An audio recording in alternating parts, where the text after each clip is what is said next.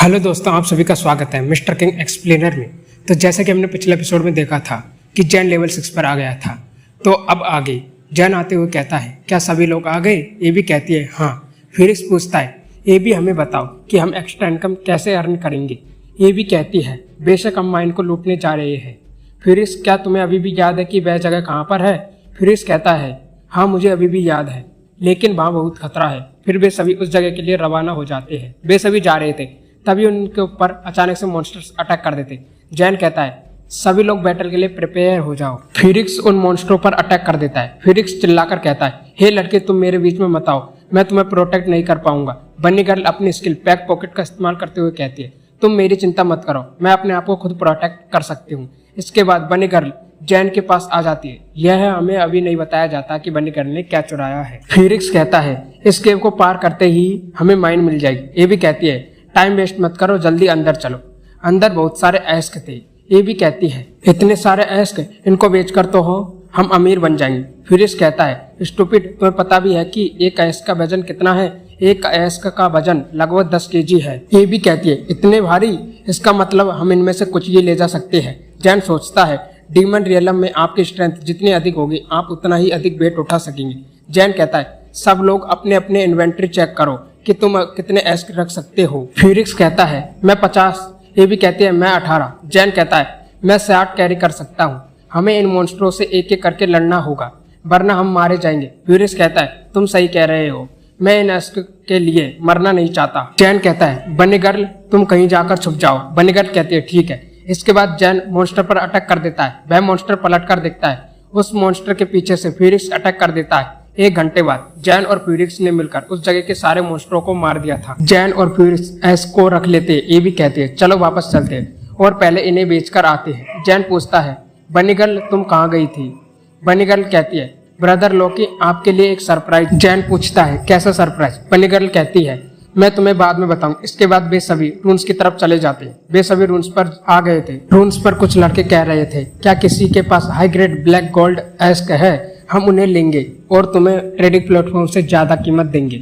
हमें सिर्फ 10 की ही आवश्यकता है। ये भी जाकर पूछती है, क्या आप नॉर्मल एस्क भी लेंगे? वे लोग कहते हैं, नहीं, हमें सिर्फ ब्लैक गोल्ड एस्क की ही जरूरत है। उस जगह पर एक आदमी आकर पूछता है, तुमने अब तक कितने एस्क इकट्ठा कर लिए? वे लड़के कहते हैं, हम यहाँ 1 घंटे से खड़े हैं, लेकिन हमने अभी तक एक ही एस्क इकट्ठा किया है। वह आदमी चिल्लाकर कहता है, क्या सिर्फ तुमने एक ही एस्क इकट्ठा किया है? तुम्हें पता है ना, यंग मास्टर चेंग फेंग कई दिनों से 7th फ्लोर पर फंसे हुए हैं और उन्हें इक्विपमेंट बनाने के लिए इमीडिएटली ब्लैक गोल्ड एस्क की जरूरत है। अगर तुम दोनों की वजह से young master martial art academy में ज्वाइन नहीं कर पाए, तो तुम दोनों को अपनी जान देकर इसकी कीमत चुकानी पड़ेगी। वे लड़के कहते हैं, हाँ, हमें इसे जल्दी ही पूरा करने की पूरी कोशिश करेंगे। जैन सोचता है, चेंग फेंग यूडिंग क्लब में जो मुकाबला हुआ था वह अभी खत्म नहीं हुआ है। अब जब तुम 8वीं मंजिल पर एंटर करने के लिए तैयार हो, तो मुझे जल्दी करना होगा और तुमसे ज्यादा पावरफुल बनना होगा। ये भी कहते, चूंकि वे इन्हें नहीं ले रहे हैं, इसलिए हमें इन्हें सीधे ट्रेडिंग प्लेटफॉर्म के जरिए बेचेंगे। हमारे एग्रीमेंट के अनुसार प्रॉफिट हम तीनों के बीच बराबर बांटा जाएगा। फिरिक्स कहता है, ठीक है, अब बहुत देर हो चुकी है, मुझे अपने फादर के लिए जाकर खाना भी बनाना है। जैन कहता है, फिर मिलते हैं। जैन सोचता है, सचमुच देर हो रही है, मुझे भी रियल वर्ल्ड में जाना चाहिए। बन्नी गर्ल कहती है, रुको ब्रदर लोकी, एक बार इस पर नजर डालो। जैन कहता है, यह तो ब्लैक गोल्ड एस्क है, यह तुम्हें कहाँ से मिला? बन्नी गर्ल कहती है, मैंने इस एस्क को उस मॉन्स्टर से चुराया था जिससे फिरिक्स किंग फाइट कर रहा था। मैंने शुरू में सोचा था कि यह कोई वेस्ट मटेरियल है, मतलब कचरा आइटम है, और मुझे उम्मीद नहीं थी कि यह ब्लैक गोल्ड एस्क होगा। जैन हंसते हुए कहता है, हाँ बन्नी गर्ल, तुम बहुत लक्की हो, तुमने मुझे पहले ही पैसे दे दिए, इसलिए तुम ये एस्क रख सकती हो। बन्नी गर्ल कहती है, नहीं ब्रदर लोकी, ब्लैक गोल्ड एस्क आपकी कैपेबिलिटीज को तेजी से बढ़ाने में आपकी हेल्प करेगा। आप जितने पावरफुल होंगे, उतनी ही जल्दी आप मुझे 30वीं मंजिल तक ले जा सकेंगे, ताकि मैं अपने फादर को फिर से देख सकूं। प्लीज इसे मना मत करो। जैन कहता है, ठीक है, तो मैं आपका थैंकफुल हूँ, यानी आभारी हूँ। बन्नी गर्ल कहती है, तो मैं रियल वर्ल्ड में वापस जा रही हूँ। ब्रदर लोके कल फिर मिलते हैं। जैन कहता है, ओके। जैन सोचता है, हालांकि मेरा एस ग्रेड वेपन पहले से ही काफी एडवांस कैपेबिलिटीज का है, लेकिन इसके ग्रेड और डैमेज अभी भी बहुत कम है। मुझे डर है कि एक बार जब मैं हाई लेवल फ्लोर में एंटर करूंगा, तो मॉन्स्टरों को हराने के लिए मुझे अधिक एफर्ट्स लगाने पड़ेंगे। यदि मैं इन एस्को का यूज इसे बढ़ाने के लिए करूँ तो मेरा एस ग्रेड वेपन निश्चित रूप से अधिक उपयोगी हो जाएगा। हमारा सीन चेंज होता है नेक्स्ट डे हॉस्पिटल पर। डॉक्टर यांग कहते हैं, जांगजे आओ बैठो। क्या तुम्हारी सिस्टर को फिर से अनकंफर्टेबल फील हो रहा है? जैन कहता है, नहीं डॉक्टर यांग, मैं आज यहाँ पर आर्टिफिशियल किडनी के परमानेंट राइट्स खरीदने के लिए आया हूँ। यानी अपनी सिस्टर के लिए आर्टिफिशियल किडनी खरीदने के लिए आया है। डॉक्टर यांग, ओह परमानेंट राइट्स। आपकी सिस्टर के 2 आर्टिफिशियल किडनी के परमानेंट राइट्स के लिए आपको 10 मिलियन देने होंगे। यह बहुत बड़ी रकम है।